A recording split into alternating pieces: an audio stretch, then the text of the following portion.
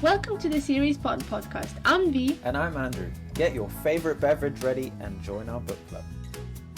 And welcome back, dear listeners, to another episode of SeriesPod podcast, where we talk about the Index series by J.D.Robb. And we are on the third episode. We are on our third episode of book 2. Of this book. That's what I meant. And the book we're talking about today is Glory in Death. Mm-hmm. And so far it's been a mix of good and very underwhelming. Yeah. But to start off, as per usual, we're going to go with a summary. Andrew, take it away. So, we have a new victim. Dum dum dum. We see a different side to Dr. Mira and see Eve accept her feelings towards Rourke. Finally. Hallelujah. Eve kicks Somerset's butt. Yes, she does. And she screams at Rourke some more. So, this is just a roller coaster already. We get the truth from Randall. He lied. Not really surprised by that. And Eve gets an idea about how to lure the killer out. Yeah, so we're getting into the juicy chapters. We're getting somewhere. About. After the completely underwhelming last episode. And we start chapter 7 by Feeney getting into the reports from the scandal. While we read through the report, Rourke's name pops out. She's not impressed. She's angry. She's so angry. Like, he's in this investigation again. Yeah. How on earth? She's so angry that 15 minutes later, she's in his office. The thing with this is, do you remember at the start of this book, I think they were he was lying in bed worried. Do you remember that bit? Mm-hmm. And he was worried that, murder brought them together, but murder's going to tear them apart. So, this is in the middle of they're not happy. Yeah. The murder is tearing them apart. Oh. Damn. That's what I read this as. Yeah. Felt like this was a bit of a reminder from the first few chapters. Yes, it's a good thing you brought that up. I didn't think of it. Mm-hmm. So Rourke is being a petty, bitter man. As he should be. Yeah, saying, well, you were quick. So he knew that his name would pop up. He just didn't tell her. He told her where to look, but not what she would find there. And he knew that she would find his name there. Yeah. There's a lot of problem that we have seen in the last episode with Eve having pressure to clear Rourke's name, even though she knows he's not the killer, because there are certain procedures she has to go through, and if there is any suspicion that Rourke may be involved, she has to investigate. Yes, she has to investigate and go out of her way to prove otherwise. Yeah. And here he knows that, and he full on plays on it, which I am no. But he did that in the first book. He was like, if I was going to kill this person, I would have done da da da da. And yes, but in the first book he didn't know just how much pressure was on Eve. This time he full on well knows, and he's being a petty, bitter man whose ego got hurt. Oh, shout out for all the ego, man. Spice. Her problem here now is that what the most suspicious thing that looks is the fact that he sold the casino within the 48 hours of Cicely's death. Mm-hmm. But what we know is that he was so worried that Eve may run into problems with his illegal activities. Maybe not so legal things. That he was trying to set it straight. So she didn't have to worry about it. Or have this pressure on her. And all he did was the opposite. I still think he's trying to do something nice. No, he's trying to do something nice, but he, at the same time, his ego did get hurt. He's a proud man. Mm-hmm. And even though, so he's having this inner turmoil, inner conflict, both loving and hating Eve. He's trying to protect her, but he's annoyed. And he wants to hurt her, I think. So Eve storms out of there and she goes to meet Nadine. Once again, there is no substance in regards to investigation. There is character building. But with Nadine, it's okay because we will see her in the future. She is a repeating... Andrew's looking at me like... Come on, do tell. Yeah, so we need character development for everyone, yeah? Should we get it for the cat too? Well, we do get some character building for the cat as well. Oh, but Nadine is a reoccurring character in this book, so... Andrew's not happy. He's not happy. I'm not. We don't need character building. I'm good. This isn't Harry Potter. We don't have 8 movies to fucking come out. No, but we do have 50 books. Exactly. Slow. I don't need to know the life story in this book. Oh, right. Like Feeney, Whitney. Whitney's wife, new edition, learnt a little bit about her. It's cool. It's being dragged out. It's been 2 books. I don't give a fuck about anybody else. What the hell? Yeah, no, I get it. We can skip that because once again, no substance in regards to investigation happened here. So we jump to Eve waking up screaming from a nightmare as she got a transmission to get to another crime scene. It's a female, well-dressed. She turns out to be a famous actress by the name of Yvonne. The way that the killer killed Yvonne is the same one, and he did take a souvenir from here as well. He took a shoe. From the last one, he took an umbrella. This one, he took a shoe. Maybe he's got a small wardrobe. Maybe, he's trying to... Oh, he's trying to expand his fashion sense? Yeah, maybe he has bad taste, like me. Perhaps. I mean, I can tell you something I don't have, and that's an umbrella. Yeah, I've never owned an umbrella, ever, in my life. That's why I used to turn up to uni in a soaked hoodie. Oh, that makes a lot of sense. Yeah, I don't give a fuck about umbrellas. Well, that's a good birthday present idea for me. I'm stupid. Don't tell anyone else. No. Don't. Oh, God. Don't buy me an umbrella. So Eve makes the connection quite straightforward between the Towers case and this one. And then guess who the cat dragged in? C.J. Moore. Yes, he's an absolute ass. Like the absolute biggest pain in the ass he could possibly be. And the big question is, how was he there so fast? Yeah. He says that he has some contacts and whatever. It doesn't make sense. How can you get from... I don't buy it. Unless it's the killer who's tipping him off. Oh, what, like committing a crime and then giving him a call? Well, yeah. Why him? I thought Nadine would be the go-to. Although... because he was first, wasn't he? He was first on the case, yeah. So maybe the killer and him are in some kind of cahoots. Or the killer... Or they don't know each other, the killer and Morse. But the killer just calls him from a public phone every time he... You have actually got a good point. Because I think... Oh, was it Nadine that said... Or was it Eve that said that he was a career-hungry kind of reporter? Do you remember that? Right, yeah. So Morse is very career-hungry. He might have some sort of agreement with the killer that, if you can commit these murders as long as I find out first. Yeah. Because I feel like people, some reporters probably wouldn't bat an eyelid at that, if it meant that they could get their career progressed. I mean, Morse, I don't think so.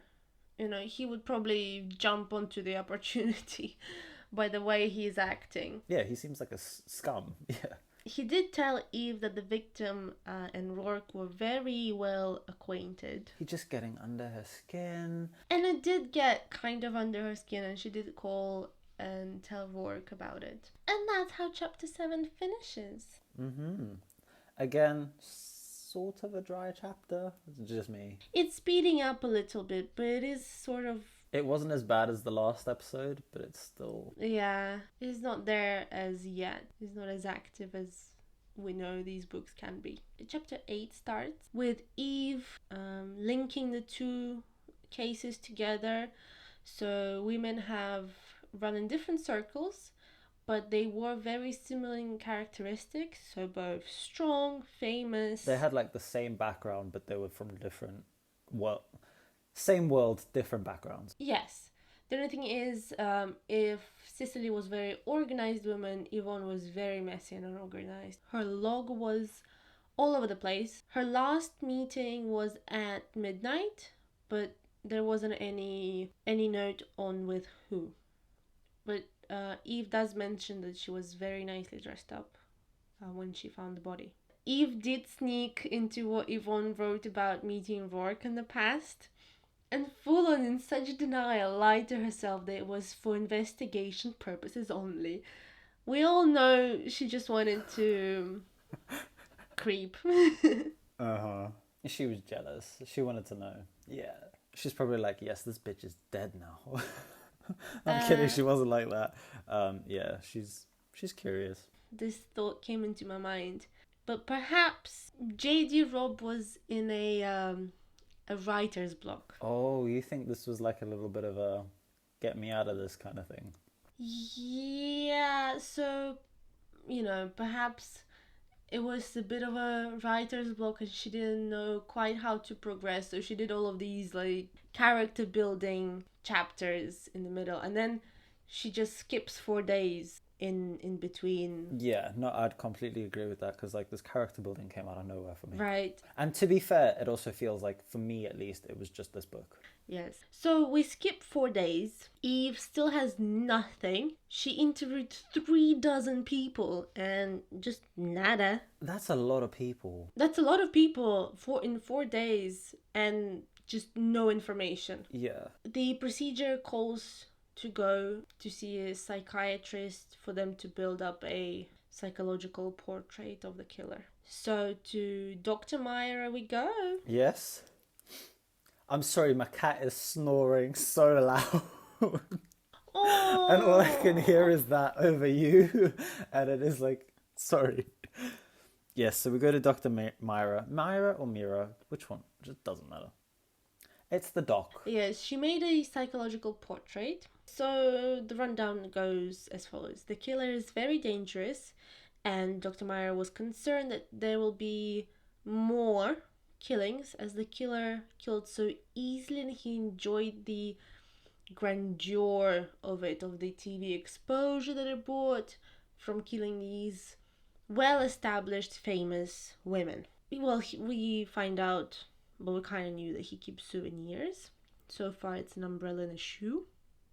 He's exploring other fashion trends. Dr. Meyer points out that Eve was under the risk of becoming a victim too, which shocked Eve because Eve didn't think about it before then. But she's like, she might not be, an actress or a lawyer, but she's a powerful woman and she's in the public eye. Especially after Rourke. Mm-hmm. Dr. Myra opens up that she cares about Eve. They sort of bond over Dr. Myra opening up about her abusive past, which Eve didn't know about before.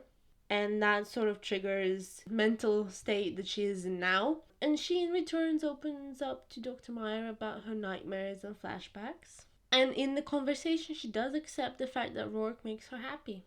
Yay! Woohoo! Progress. It only took a whole therapist to tell you that. Yeah, and not even like a therapy session. Like, she avoided that session as much as she could. Eve should just be in therapy, I think. Just permanently. It's healthy. It is healthy. I mean, most of us need therapy, I feel like. Yeah. I mean, they say, like, especially young people, you should, through university, you should actually be in therapy. I used to go to, those, like, school therapists? Yeah, the guidance counselor and stuff like that. When I was doing my GCSEs, I lived with a roommate who was in therapy. And one time, I don't know how I got to that, but I was like, sounds interesting, never thought about it before. So I went to visit her, the guidance counselor or the therapist. I had a blast. It was such a good time. I don't think that's supposed to be what therapy is about. I'm not sure either, but I don't know. I loved it. It was great. I talked about stuff. We laughed about other stuff. It felt good. Hey, that's not bad. If you felt that feeling good, that's good. Yeah, and then I remember there was a moment in time where my roommate and I, there were just some things, and when you live in such close proximity, things get to you. So I would have a therapy session sometime after her, and I would be like, so I know she was here. Oh no. What did she do? We were having some struggles within our cohabitation. Let's say. Like, we were really going through it with, like, teenage hormones. Were you in the same room? Yeah, we were roommates. We were in the same room. So, like, it's a boarding school. So there was no divide between bed and bed? Lord. It's a boarding school. That's what that is. I don't care. I'd threaten to kill all my roommates. No, but I got lucky because I only had one roommate. We went through some shit.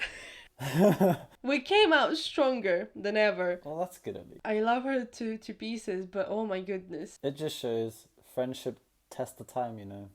And you can see the wonders that therapy does. Yeah, and I would see sometimes people would draw something, and then the therapist would display that on her wall. You know, you put your name at the bottom. And I Yeah. was like, so she was here, huh? And be like, so you know what happened, right? She'd be like, yeah. Like, so what did she tell you? She's like, I can't tell you that. No. But yeah, there would be that.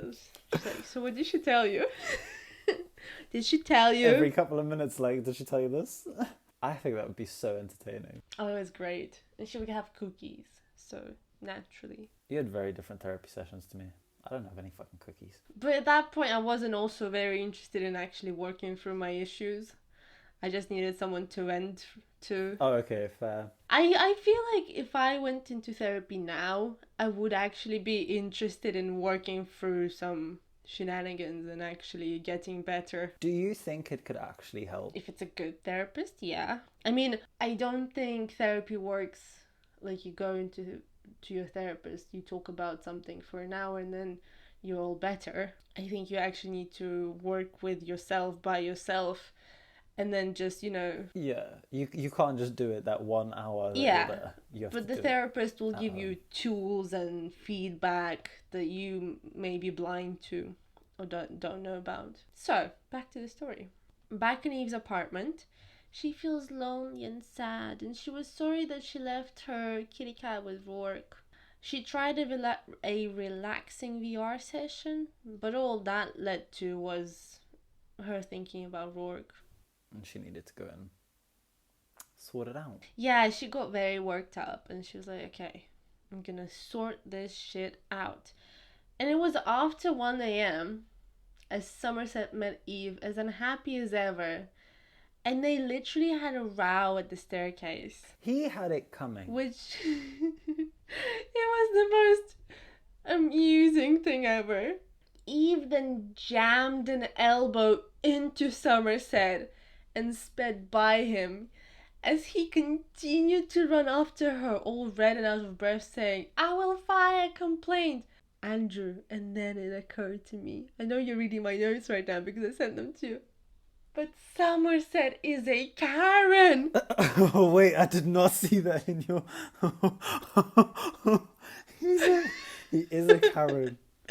He's running after her, screaming, I will file a complaint. You know, call me the manager. Karen.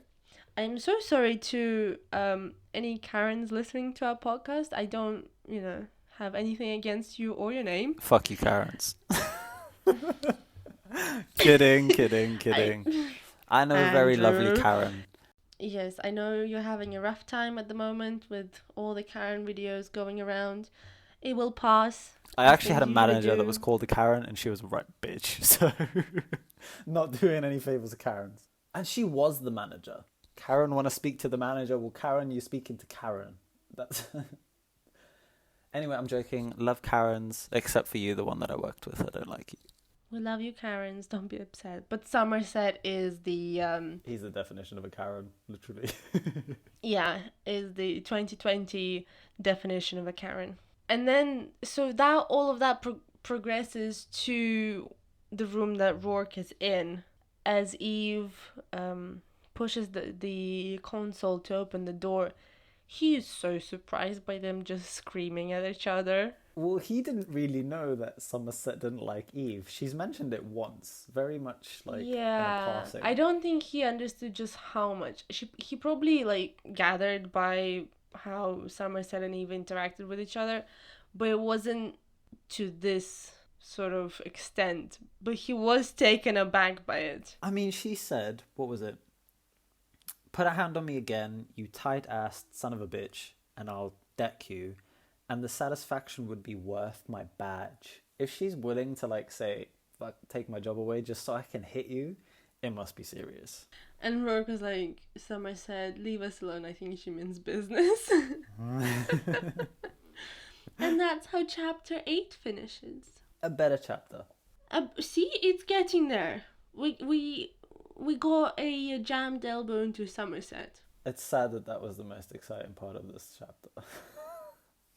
But it was totally worth it, to be fair. So But it was something.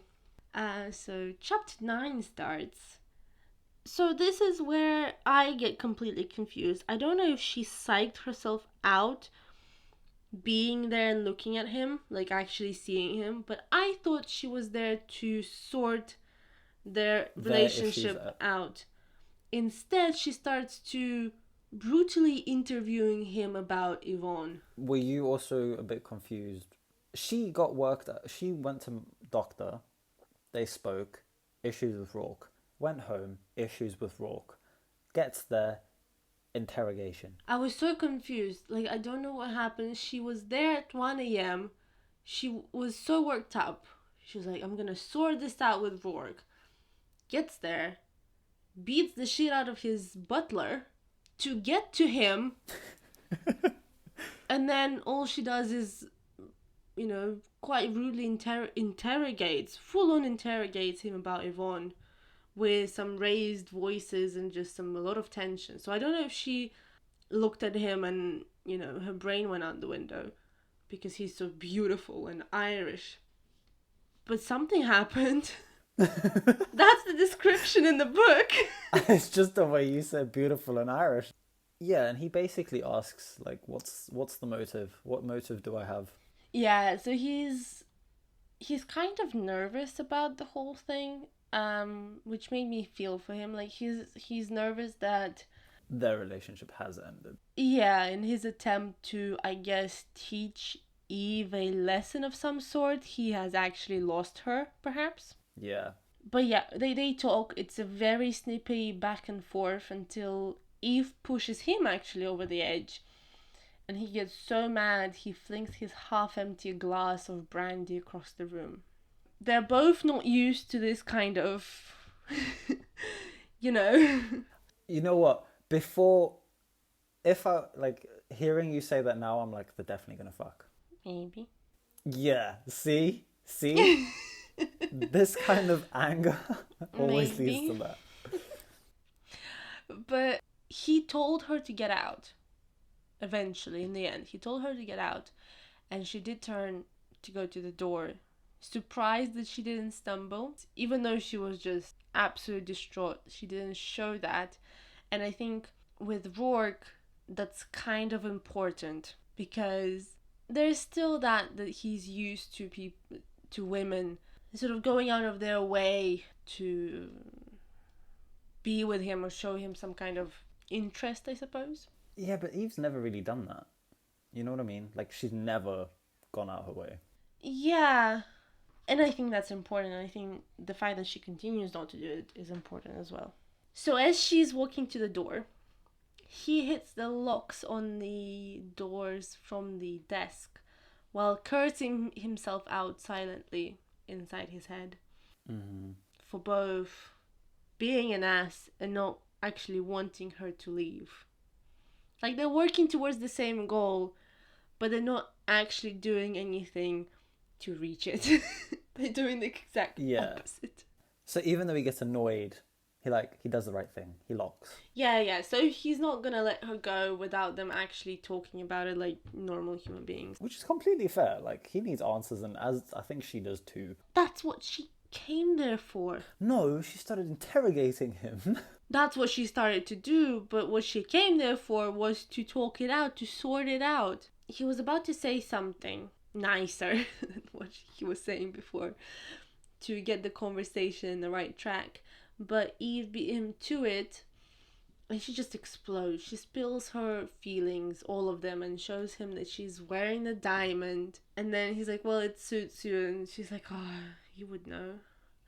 And then she breaks down crying, and Rourke feels guilty, and then she says, I'm just tired, which she is. And then she said she loves him. About bloody time.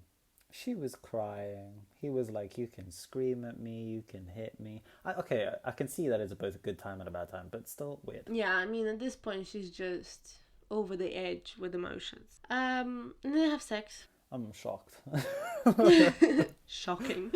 Yeah, every chapter seems to have sex. Yes, but due to her physical and emotional exhaustion, she falls asleep during it on the floor, and Rourke has to carry her to bed.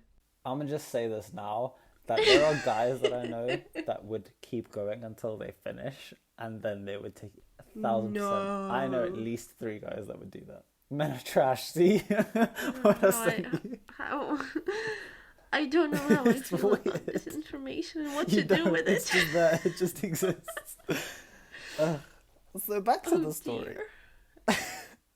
When she does wake up, she's in bed and she does this classic OMG, it's 10 a.m. panic, I overslept, but it's a Sunday. Yeah, she has no concept of time. Yeah, she gets panicked that she overslept on her work day, but it's a Sunday. Rourke then lures her into some relaxing time, which just more sex really. But after her air quotes rest day, she got a couple of messages. As she's going through them, Rourke gives her compliment of being the best cop he has known, and that he came across quite a few of those in his time. She then checked a message from Marina, Cicily's daughter, who asked to see Eve as soon as possible in Rome, as her doctor says she's not fit for travel due to her emotional state. Rourke says he will take her, and Marina, hearing his voice, asks both of them to come and visit her. So they're met, I presume, Marina's place by a drone, and Eve suggests that Rourke should get one of these and instead of Somerset. It is what it is at this point. Yeah. I mean, you know. Do you know what I'm excited to see? I'm excited to read about what really keeps Rourke and Somerset together. Yeah. If there's character development, I want to know Somerset's. Yeah. I suppose Somerset is a really good butler. But does he and Rourke share some kind of information that really binds them together? Do you think it's like a secret or something? Maybe.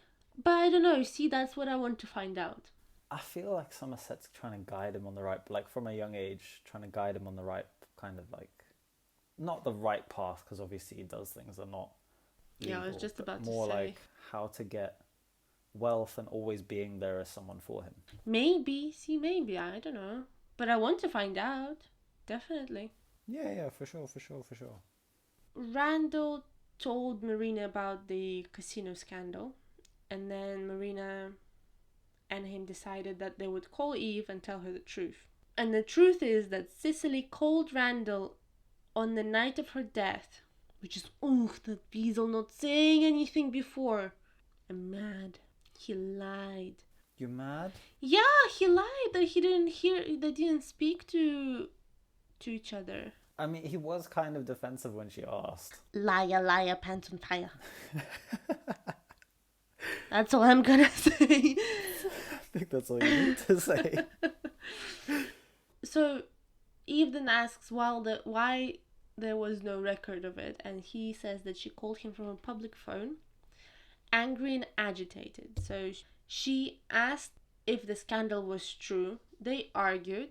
So from this we get that she went to deal with someone who told her about the scandal.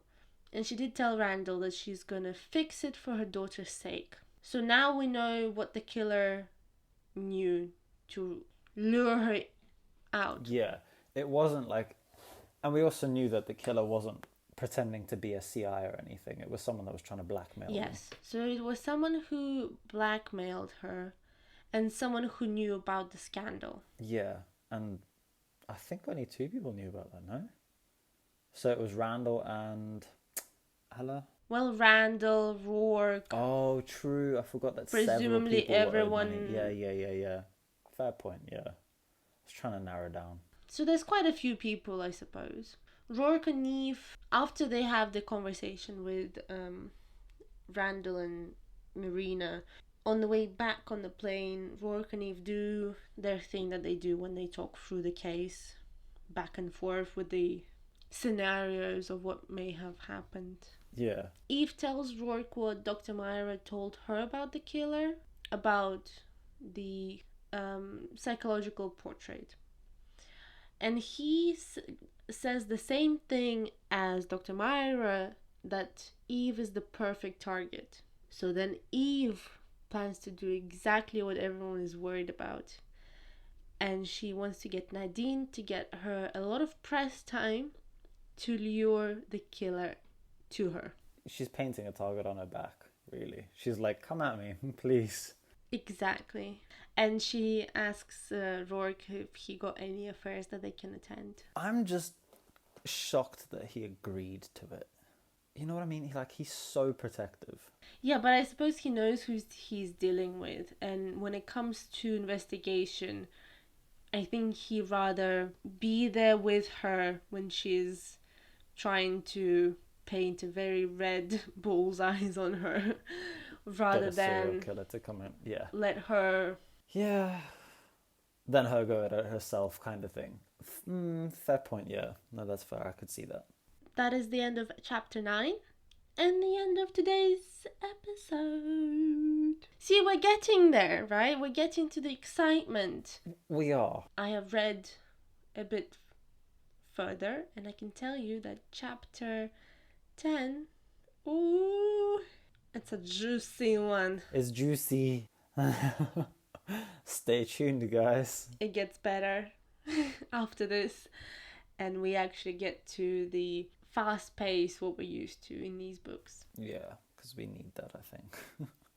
There you go. We need to go back to it. We hope you enjoyed this episode. This episode is available at SeriesPod on YouTube, iTunes Podcast, Spotify, iHeartRadio, and Google Podcast. And for those of you who like the creme de la creme of audio platforms rather than the mainstream ones, we're also available on Podcast Addict and on our website. link to which you can find on our Instagram. Speaking of Instagram, for updates and fun content, you can follow us there. And if you have a personal favourite audio platform we are currently not on, please do tell us and we will do our best to get us on there. And before we go, a very special thank you to our Patreons for supporting us. If you want to support us too, you can go to patreon.com/SeriesPod. And in return, we post the podcast there early, as well as include some fun outtakes. And we will see you guys next week. Bye! Bye.